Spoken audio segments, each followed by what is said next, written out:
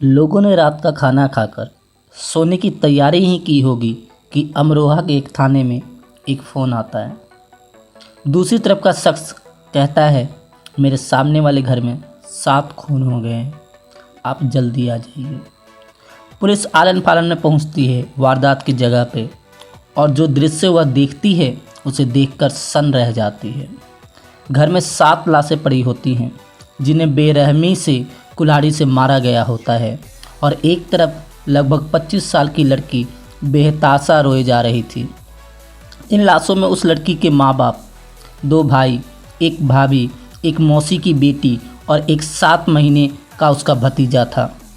नमस्कार, मैं गुलाब स्वागत करता हूँ आपका हमारे चैनल पीके पुत्तर पे। प्यार, मोहब्बत और इश्क, बहुत नाम है इसके, और उससे भी अधिक इसके अंजाम। उन्हीं अंजामों में से एक है शबनम की कहानी। चलिए चलते हैं इस आशिकी के भयानक अंजाम की कहानी पर। 15 अप्रैल 2008 की रात बावनखेड़ी की यह घटना पूरे उत्तर प्रदेश के अखबारों के पहले पन्ने पर छपी।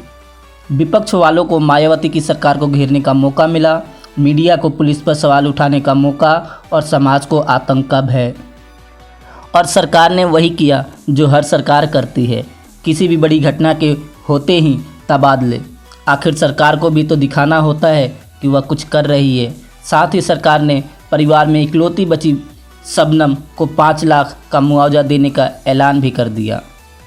इन सब बातों से इतर पुलिस अपनी तफ्तीश में जुट गई। सबसे पहले शबनम से पूछा गया कि कैसे हुआ यह सब, और शबनम ने बताया कि चोर छत से उसके घर में दाखिल हुए और लूटपाट की और फिर सबको मार दिया। घर में कुछ कपड़े बिखरे पड़े थे और साथ ही अलमारियां भी खुली पड़ी थी। पुलिस ने बयान दर्ज किया और सभी लाशों को पोस्टमार्टम के लिए भेज दिया। इस केस की इन्वेस्टिगेशन करने वाले आरपी गुप्ता एक बात समझ नहीं पा रहे थे कि आखिर चोर घर में आए कैसे, क्योंकि शबनम का घर की छत 14 फीट ऊंची थी और घर के चारों तरफ की दीवारों पर ना कोई सीढ़ियों के निशान थे और ना कोई सहारा जिससे चोर घर की छत पर पहुंचे। अगले दिन जब पोस्टमार्टम रिपोर्ट आई तो गुप्ता जी हैरान थे, क्योंकि केवल 7 महीने के बच्चे के अलावा बाकी सबको एक प्रकार का जहर दिया गया था और फिर सबको कुल्हाड़ी से मारा गया था।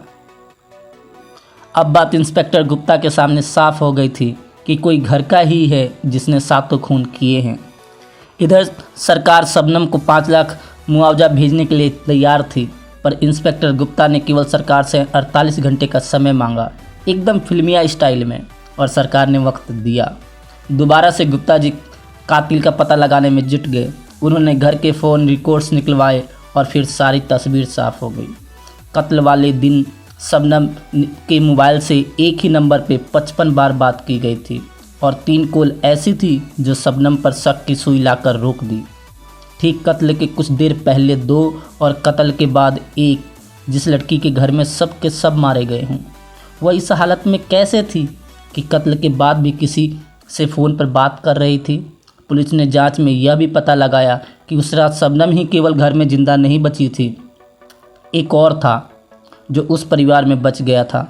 वह था शबनम के पेट में 2 महीने का बच्चा। पुलिस ने नंबर निकाला जिस पर शबनम बात कर रही थी। वह नंबर था सलीम का, उसी गांव के एक लड़के का। पुलिस तुरंत जनाब को थाने ले आई और पुलिसिया डंडा काम कर गया। जनाब मुगले आजम की तरह अपनी प्रेम कहानी सिलसिलेवार ढंग से बताने लगे। शबनम और सलीम दोनों आपस में प्यार करते थे, पर शबनम के घर वाले इसके खिलाफ थे, क्योंकि जहां शबनम टीचर थी वहीं सलीम केवल 5वीं पास। ऊपर से हैसियत ने अलग दीवार खींच रखी थी। शबनम की लाख कोशिश पर भी जब उसके घर वाले इस रिश्ते को शादी का जामा पहनाने से मना कर दिए, तब शबनम ने सलीम के साथ मिलकर इस क्रूर हत्या का प्लान तैयार किया।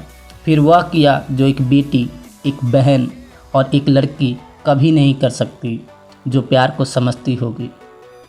अंत में पुलिस ने दोनों को गिरफ्तार किया, फिर जिला कोर्ट, उसके बाद हाई कोर्ट, अंत में सुप्रीम कोर्ट। हर जगह शबनम और सलीम को एक ही सज़ा मिली, वह थी फांसी। यहाँ तक कि भारत के राष्ट्रपति ने भी शबनम की दया याचिका को खारिज कर दिया, पर शबनम ने दोबारा से सुप्रीम कोर्ट में रिव्यू पिटीशन दाखिल करा है, जिसे अभी सुप्रीम कोर्ट ने सुरक्षित रखा है अपना फैसला। पर शबनम का यह कृत्य सोचने को मजबूर करता है कि कैसे कोई प्यार के नाम पर ऐसे अपराध करता है। प्यार त्याग का नाम है, देने का नाम है, प्यार के नाम पर अपनों को मारने का नहीं। शबनम ने कुछ सालों के प्यार के लिए घरवालों के प्यार को जहर की भीड़ दी। वाह रे शबनम, वाह रे तेरा प्यार।